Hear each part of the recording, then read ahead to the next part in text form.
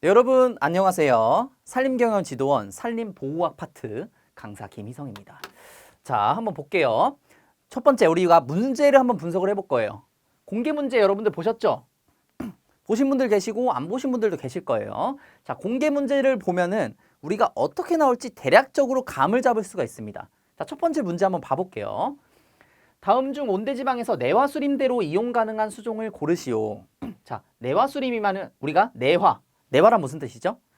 불에 내성 있는 녀석들, 불에 강한 녀석들, 즉 불에 강한 수종을 고르시오. 불에 강한 수종을 고르시오란 문제예요. 자, 요거의 정답은 보자. 얘도 되고 얘도 될 수 있거든요. 얘도 되고 얘도 될 수 있는데, 자, 제가 뭐 답을 말씀드리려고 한 게 아니고 여러분들 보시면은 어떤 식으로 나오게 되냐면은 지금 이 부분이 학습 모듈 파트 제가 그대로 가져온 겁니다. 그대로 가져온 건데 보시면 자, 이 내용들이 나와요. 지금 굴참나무, 낙엽 화류수 중에서 굴참나무, 상수리나무 등 참나무와 같이 코르크층이 두꺼운 수필을 가진 것의 불의 강함. 자, 이 부분 나왔고요. 지금 자, 동백나무 어디 있냐면은 상록 화류수에서 그렇죠. 여기 동백나무, 내열을 강한 수종 동백나무 있잖아요. 그쵸? 이 안에서 일단 무조건 낸다. 이게 첫 번째고요. 자, 다시 한번 학습 모듈 안에서 무조건 낸다. 이게 첫 번째고. 자, 그리고 여러분들 또 아셔야 될 게 뭐냐면은 이거 문제 누가 만들까요? 이거 문제 누가 만들어요? 제가 알기론 그렇습니다. 제가 알기론 예전에는 이 산림경영지도원 관련 관계자분들께서 이 문제 만든 걸로 알고 있어요. 근데 지금은 관계자분들 플러스 이 출제 문제 업체에서 만든다고 알고 있어요. 출제 문제 업체. 그러니까 자, 다시 한번 결론만 말씀드리면 뭐냐면은 이 출제 전문위원이 만드는 게 아니라는 거예요. 출제 전문위원. 예를 들어 산업인력공단 같은 경우에 출제 전문위원분들께서 만드시죠. 어디 학계에 뭐 교수님이 되셨든 어디 뭐 많이 출제하셨던 분들이 내시는데 그런 게 아니라는 겁니다. 그렇기 때문에 이 출제 업체에서는 사실 뭐가 가장 좀 주의를 하게 되냐면은 걔네 같은 경우에 이의 신청에 엄청나게 예민해요. 이의 신청이 엄청나게 예민하단 말이에요. 그렇기 때문에 이것도 답이 될 수 있고 이것도 답이 될 수 있는 이런 상황들을 가장 두려워하게 된다고요. 그렇기 때문에 가장 단답형으로 답할 수 있는 문제들이 시험에 나온다는 거예요. 예컨대 지금 굴참나무, 상수리나무 지금 여러분들 이거 제가 저번 시간에 보여드렸죠? 이 문장 다른 자료와 상충할 경우에 무조건 본 자료 기준으로 간다는 거예요. 자, 얼마나 좋아요. 얼마나 좋아. 지금 여기서 이미 나왔어. 우리 학습 모듈에서 이미 나왔어. 그리고 얘기까지 해놨어. 아까 그 문장으로 얘기까지 해놨어. 그렇기 때문에 여기 나온 거 그대로 내면 되는 거예요. 얼마나 쉽습니까? 얼마나 명확하고 얼마나 쉬워요. 즉 문제가 이렇게 나올 확률이 굉장히 높다는 거예요. 자, 예를 들어서 좀 우리가 응용해서 생각해야 되는 문제들 있잖아요. 지문이 긴 것들. 그런 거 응용해서 뭔가 생각해서 우리가 풀어야 되잖아요. 어떤 것에 대한 성질을 알고 그 성질에 대해서 우리가 응용을 하고 생각을 해가지고 이 문제들을 풀어내야 되는데 이런 문제들이 나올 확률이 굉장히 적단 말입니다. 왜? 출제 업체에서 내든지 관계자분들이 내시기 때문에. 그런 이의 신청에 대해서 굉장히 예민한 부분들이 있어요. 없을 수가 없고. 그렇기 때문에 우리는 이렇게 단답으로 나올 수 있는 부분들 있잖아요. 이런 분들 보시면 되는 거고 예를 들어서 지금 이런 문장들 같은 경우에 보지 말라는 그런 게 아닙니다. 여러분들 알고 계시긴 계셔야 돼. 예를 들어서 침엽수가 화력수에 비해서 피해가 심하다. 자, 이런 정도는 알고 계셔야 되는데 이 문장을 굳이 외우려고 하시지는 말라는 겁니다. 문장을 다 외우시지 말고 그냥 이런 정도는 이해만 하고 계시고 우리가 포인트로 집어가야 될 것들은 이런 부분들. 명확하게 답이 나올 수 있는 이런 단답형에서 문제가 나올 확률이 굉장히 높다는 거예요. 실제로도 그렇고요. 자, 또 하나 보여드릴게요. 자, 요거 같은 경우에는 지금 벌레옥 형성률 한 거 보니까 솔잎 혹파리에 대한 내기입니다. 솔잎 혹파리에 대한 내용인데 지금 1번, 2번, 3번에 대해서 답을 하래요. 보시면은 여기 똑같이 나와 있어 또. 학습 모듈에 똑같이 나와 있고요. 벌레옥 형성률이 20% 이상인 임지에서 포스팜 액제 50% 그리고 이미다클로프리드 입제 20%를 지면에 살포한다. 자, 이런 문제가 나옵니다. 학습 모듈에 있는 이런 숫자들 단답으로 그냥 얘네가 명시해 놓은 거잖아요. 갖다 쓰기만 하면 된다는 거예요. 이거를 뭐 이렇게 놓지는 않는다는 거예요. 산란미, 부하, 채성기 이런 식으로 놓지는 않는다는 겁니다. 이렇게 놀 거고요. 분명히 이런 식으로 놀 거고 그럼 여러분들 어느 정도 공부하시면서 아 이거 공부하면 되겠다라고 싶으실 거예요. 근데 사실은 이것을 제가 좀 제 소신껏 말씀을 드리자고 하면 좋은 문제는 아닙니다. 확실히. 좋은 문제는 아니에요. 이런 것들은 규정에 정해진 거기 때문에 누구든지 찾아볼 수가 있어요. 여러분들 규정지 그냥 다운로드 하나 받아가지고 이 벌레 옷 예를 들어 실무에서 필요하다. 실무에서 여러분들이 이거 방제를 하셔야 돼. 그러면은 이거 보시면 돼 그냥. 이 규정지 보시면 돼요. 그러면은 포스팜 액제 몇 퍼센트 넣어야 되겠구나. 이미다클로프rid 입제 몇 퍼센트 넣어야 되겠구나. 이걸 알고 있다고 해서 누가 더 뛰어나다, 지식이 많다 이렇게 얘기하지 않습니다. 요즘 세상에서는요. 오히려 요즘 세상에서 저 사람이 더 많이 알고 있구나. 저 사람이 이해를 더 많이 하고 있구나라고 생각을 한다는 건 뭐냐면은 예를 들어서 이런 거예요. 자, 포스팜 액제랑 이미다클로프rid 입제를 쓴다고 했는데 포스팜 액제랑 이미다클로프rid 입제는 어떤 작용 기작을 가지고 이 살충 효과를 내는 것일까? 이런 것들을 이해하고 있는 사람들 또는 이 솔리포파리 같은 경우에는 어떤 기작을 통해서 혹을 형성을 해낼까? 왜 얘네가 산란미 부화 체성기가 6월쯤이 될까? 얘네 생태를 공부해야지 이걸 알 수 있는 거죠. 이걸 굳이 6월을 알고 있다. 포스팜 액제 50%를 알고 있다. 이런 걸 알고 있다고 해서 더 많이 알고 있지는 않지만 이건 제가 안타까워서 그냥 얘기를 하는 겁니다. 이렇게 문제를 낼 수밖에 없었을 거예요. 이렇게 문제를 냈을 수밖에 없고 어쨌든 간에 문제가 많이 나오는 부분은 이런 데서 문제를 냈다. 근데 그리 좋은 문제는 사실 아닌 것이다. 여러분들 그렇게는 마음속으로는 알고 계시되 어쨌든 우리는 합격을 해야 되니까 여러분들 암기를 하셔야 됩니다. 이런 것들. 그래서 이거 뭐 굳이 풀어보자면 정답은 여기 되겠죠. 나번이 되겠습니다. 자, 이런 식으로 제가 지금 문제 분석은 끝냈어요. 문제는 이런 식으로 나옵니다. 그래서 최대한 여러분들께서 서술형 문제가 아니기 때문에 그 문장 자체를 외우실 필요는 없고요. 최대한 이렇게 단답형으로 나오는 여기 힌트가 이렇게 주어질 겁니다. 지금 이렇게 나왔다는 것은 뭐 이것뿐만 아니고 다른 해충들도 쫙 있을 거 아니에요? 그 해충들의 이런 것들을 집중적으로 해서 보라는 말이에요. 집중적으로 보시면 되고 자 그러면은 바로 한번 강의 한번 진행해 보도록 할게요. 본 강의입니다. 이제 본 강의. 자, 첫 번째 파트 비생물적 산림 피해예요. 비생물적 산림 피해. 자, 프로젝트가 총 5개가 있어요. 5개가 있는데 첫 번째 파트가 비생물적 피해고요. 자, 여러분들도 잘 아실 수도 있고 모르시는 분들도 계실 수 있는데 이 식물에 피해를 주는 요인 가장 크게 정리를 하면은 병해와 충해가 있습니다. 병해와 충해가 있어요. 병해와 충해. 자, 충해를 먼저 좀 말씀을 드리면은 충은 곤충을 얘기하는 겁니다. 곤충인데 우리한테 피해를 주는 곤충을 뭐라고 하냐면은 해충이라고 하죠.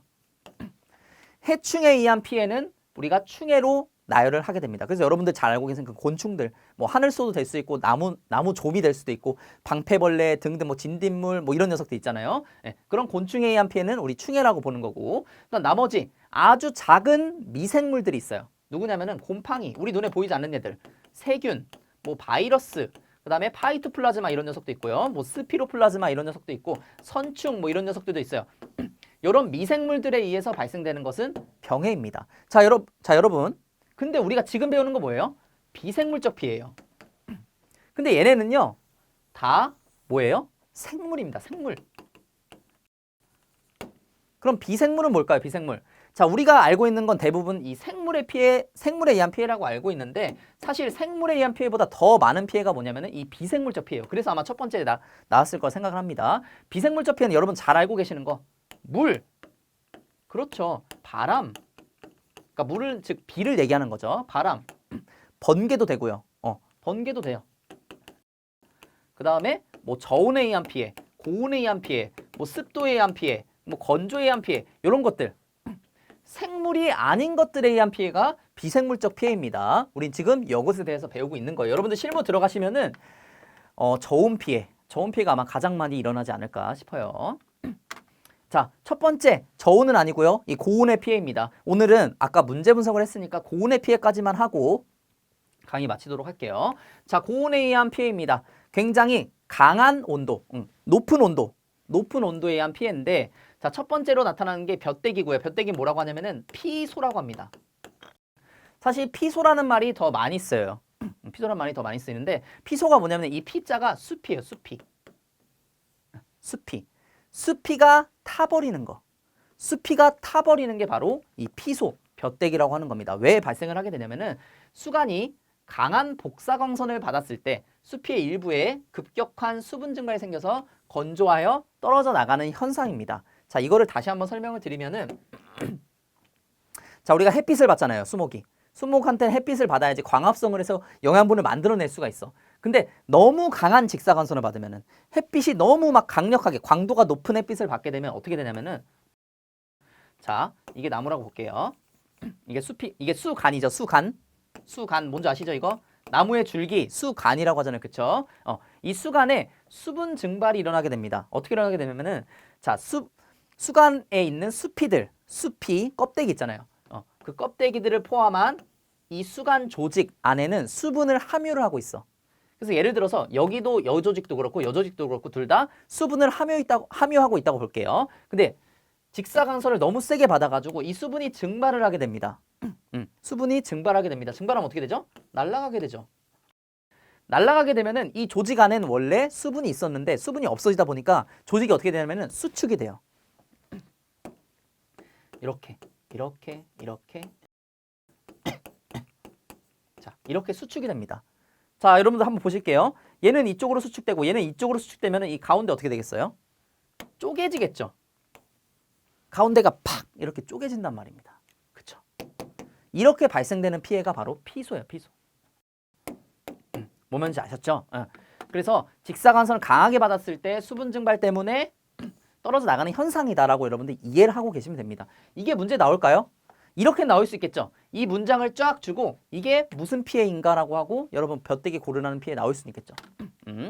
자, 또 문제 나올 수 있는 게 뭐냐면은 수피가 평활하고 코르크층이 발달하지 않은 뭐 요런 나무에서 피소가 발생하기 쉽다고 하는데 자, 첫 번째 이 코르크층이란 뭘까? 자, 우리가 나무가 이렇게 자, 이런 나무가 있었어요. 나무가 있었는데 나무를 이렇게 잘랐다고 봅시다. 자르면은 이렇게 모양이 생기겠죠. 이렇게. 이런 나무가 생기겠죠. 이 바깥에서부터 보면은 바깥에 수피가 있고요. 안에 뭐가 있냐면은 형성층이라는 조직이 있습니다. 형성층. 아주 얇은 세포 분열층인데 이 형성층이 바깥으로 그리고 안쪽으로 세포 분열을 하게 돼요. 바깥쪽으로는 수피랑 그리고 사부 조직이라는 걸 만듭니다. 자, 이런 거는 아직 지금 나오지 않기 때문에 사부 조직이라고 해가지고 잎에서 만든 영양분들을 운송해주는 그런 조직을 만들게 되고요. 자, 안쪽으로는 뭐가 만들게 되냐면은 목부를 만들게 돼요. 목부. 목부는 우리가 물이나 무기염들, 물이나 우리가 잘 알고 있는 그 영양분들을 이송시켜주는 이 목부를 만들게 되는데 아까 바깥쪽으로 사부라는 조직을 만들게 된다고 했잖아요. 그쵸? 이 사부라는 조직이 시간이 흐르게 되면 뭐가 되냐면은 수피가 되고요. 마지막으로는 수피가 되고 수피가 되기 전에 뭐가 되냐면은 코르크층이 됩니다. 즉, 이 지금 수피 있잖아요. 바깥쪽에 수피. 이 수피가 있고 그 안쪽에 코르크층이 있는 거예요. 코르크층인데 코르크층 여러분들 코르크 많이 들어보신 거 어디서 많이 들어보셨죠? 와인병 뚜껑. 와인병 뚜껑이 뭐예요? 이게 코르크잖아요. 코르크라고 하면은 이거 뭐 자세히 말씀드리면 수베린이라는 물질이 집적돼서 만들어진 거 코르크라고 하는데 자, 이 코르크의 특징이 뭐냐면은 단열. 굉장히 많은 특징이 있는데 그 중에 하나가 단열이 된다는 거예요. 열을 차단시킨다는 거예요. 열을 차단시킨다. 자, 그렇기 때문에 코르크층이 발달하게 되면은 강한 직사광선으로부터 오는 열을 차단을 시켜서 어떻게 되겠어요? 피소 피해가 발생하지 않겠죠. 근데 코르크층이 만약에 발달이 안 돼 있으면 어떻습니까? 발달하지 않은 수종 같은 경우에 피해를 보게 되겠죠. 그게 바로 요 녀석들이라는 거예요. 오동나무, 호두나무, 가뭄비나무 이런 녀석들 보면은 수피가 매끈매끈해요. 나무가 매끈매끈. 그렇다는 것은 코르크층이 발달하지 않고 이 수피 자체가 굉장히 얇은 녀석들이라는 거예요. 그런 녀석들이 피해가 크다. 문제 나오기 굉장히 쉽겠죠. 오동나무, 호두나무, 가뭄비나무. 벼떼기의 피해가 잘 발생될 수 있는 나무하고 쭉쭉쭉쭉쭉 있고 뭐 4번에 여기에 오동나무 이렇게 있을 수 있겠죠. 그럼 여러분들은 오동나무 선택해 주시면 됩니다. 자, 이런 녀석들 말고 뭐 단풍나무라든지 뭐 배롱나무 이런 녀석들도 있는데 여러분들은 그런 녀석들 다 외우시기 전에 이 녀석들 먼저 외워주세요. 정말 여러분들이 그 모듈을 다 완벽하게 마스터를 했다라고 하면은 그 이외의 수종들도 외워주세요. 왜냐하면은 얘네가 조금 여지를 남겨뒀어. 학습 모듈에서 100% 나온다고 한 게 아니고 전공 서적도 포함한다고 했거든요. 전공서 포함한다고 했기 때문에 만약에 다 보신 분들에 한해서 나머지 것들도 외워주시는데 그게 아니면은 일단 학습 모듈에서만 외워주세요. 굳이 그렇게 공부하지 마세요. 어렵게. 그래서 이런 애들 수종의 피소 발생이 쉽고요. 직사광선이 직접 노출되는 이 남서방향 이면부. 이면부란 뭐냐면은 산의 끝부분. 산의 가장자리 부분을 얘기하는 거예요. 여기가 마을이라고 치고 여기가 산이라고 치면은 산의 이 가장자리 부분. 가장자리 부분이 가장 햇빛을 어떻게 해요? 직접적으로 받게 되겠죠. 직접적으로 받고 심지어 남쪽 우리가 아파트 같은 거 살 때 남향으로 사잖아요. 남향으로 왜 사요? 햇빛을 오랫동안 많이 받을 수 있기 때문에 우리가 남향으로 사죠. 그쵸? 남서 방향에 심지어 이면부면은 굉장히 많은 햇빛을 받게 되고 이 피소에 노출이 되어 있다는 겁니다. 그 얘기를 하는 거고요. 자, 그 다음에 방제 방법 같은 경우에 만약에 이 시험이 서술형으로 나왔다고 하면은 이거 외우세요 이렇게 했었을 텐데 그게 아닙니다. 그게 아니기 때문에 여러분들은 지금 요 원인들 있죠. 이 원인들을 반한 것들을 여러분들이 그냥 외워주시면 돼요. 그냥 이해를 하고 계시면 됩니다. 그래서 임상의 급격한 변경 지향 예를 들어서 아까 이면부에서 발생을 한다고 했잖아요. 근데 이면부 말고 예를 들어서 여기에요. 여기인데 나무들이 쭉 이렇게 심어져 있을 거 아닙니까? 그쵸? 근데 예를 들어서 이 나무들을 다 뱄어요. 여기 중간 나무들. 이 빨간색 2개 빼고는 나머지를 다 뱄다고 칠게요. 얘네를 다 뱄어요. 그럼 얘네는 어떻게 되냐면은 갑작스럽게 내가 준비하지 않은 상태에서 갑작스럽게 햇빛을 받기 때문에 이 피소 피해를 받을 확률이 굉장히 높다는 겁니다. 그래서 갑작스럽게 이렇게 변경되는 것을 하면 안 된다. 지양해야 된다라는 거고 이 연목의 나무까지 당연히 보호하면 되는 거고 자, 그 다음에 해가림 시설 뭐 이런 것들 집으로 감아서 보호해주면 되는 거예요. 햇빛을 못 받게 물리적으로 막아주면 된다는 거예요. 자, 뭐 당연한 얘기인 거죠. 이런 것들 하나하나 다 보게 되면은 여러분들 굉장히 시간 낭비를 하시게 되실 겁니다. 그러면 안 되죠. 자, 그 다음에 치묘의 열해라고 나옵니다. 치묘란 굉장히 작은 나무. 걔는 작은 나무라고 보시면 되고 치수의 근부의 형성층 조직이 해를 잇는 현상. 치묘의 열해라고 합니다. 이건 대부분 자 중요한 부분은 여기죠. 전나무, 가뭄비나무류, 편백들과 같은 내음성이 강한 수종들이 이렇게 치수가 열을 받아가지고 이 형성층 조직에 해를 입는 요 피해를 받게 된다는 거예요. 우리가 이 내음성이라는 게 뭘까요? 그러면 여러분들 내음성. 우리가 보통 내음성 하면 음수 바로 이렇게 생각하시는 분들 굉장히 많아요. 내음성이란 이 음지에 잘 견디는 내성이 아니고요. 내음성이 뭐냐면은 햇빛을 많이 받지 않더라도 잘 자란 애들. 우리가 음지 있잖아요. 음지. 여러분들 음지에 가면 햇빛이 많아요? 햇빛이 적죠? 양수가 음지에 가면은 죽어요. 근데 음수는 양지에 가도 음지에 가도 잘 산단 말이에요. 음수는 햇빛이 없어도 잘 견디는 애들이지 햇빛을 안 좋아하는 녀석들이 아니에요. 음지에만 사는 녀석들이 아니라는 거예요. 실제로 음지에서 사는 녀석들을 양지가 돼도 굉장히 잘 자랍니다. 오히려 더 잘 자라요. 햇빛을 받으니까. 햇빛을 받는다는 것은 식물의 고유적인 특성이기 때문에 무조건 받아야 되는 거예요. 그래서 내음성의 뜻을 여러분들 잘 그렇게 알고 계셔야 됩니다. 햇빛을 받지 않더라도 잘 사는 애들. 햇빛을 안 좋아하는 녀석들이 아닙니다. 절대로. 자, 어쨌든 간에 햇빛을 안 좋아하는 녀석들이 아닌데 이 중에서 여 녀석들은 전나무, 가뭄비나무류, 편백류 같은 경우에는 컸을 때 제외하고 어렸을 때, 치묘일 때, 치수일 때, 어렸을 때는 햇빛에 약하다. 그래서 우리가 산림기사 할 때도 요 녀석들은 뭘 해줘야 되냐면 해가림 시설 해주라고 그래요. 어렸을 때. 해 이렇게 가려주는 거. 그러니까 전나무, 가뭄비나무류, 편백은 음수예요. 음수. 확실히 내음성이 강한 음수인데 음수라고 해서 햇빛을 받으면은 좋아한다. 얘네도. 근데 이 어렸을 때만 싫어하는 녀석들이 있는데 전나무, 가뭄비나무류, 편백 이러한 녀석들이 그러하다. 이렇게 알고 계시면 되고요. 자, 그 다음에 소나무, 곰솔, 측백나무 얘는 뭐죠? 양수죠. 양수. 양수 말 그대로 햇빛 좋아하는 애들이에요. 햇빛이 없으면 대신 못 사는 애들. 햇빛이 없으면 못 사는 애들이고 자, 얘네 같은 경우에는 강하죠. 당연히 강하겠죠. 햇빛을 받아야 사는 녀석들이니까. 그렇게 됐고 방제는 해가림을 하거나 저항성이 높은 수종으로 남서 방향의 보호림대를 조성하면 된다. 자, 그 다음에 이 저온 피해인데 저온 피해는 다음 시간에 진행해 보도록 하고요. 저는 일단 강의를 그렇게 길게 안 할 거예요. 여러분들 지루하시잖아, 솔직히. 강의만 50분 하고 1시간 하고 굉장히 지루하시는 거 알기 때문에 저도 인강을 많이 들어봐서 알아요. 굉장히 지루하잖아요. 그렇죠? 그렇기 때문에 저온에 의한 피해는 다음 시간에 좀 진행해 보도록 하겠습니다. 자, 여러분들 어느 순간부터는 갑자기 진도가 확 이렇게 나가게 될 겁니다. 제가 중요하다고 생각하는 포인트만 여러분들 이해하실 수 있게 설명을 드리고 나머지는 팍팍팍 나가는 부분들이 있을 거예요. 예.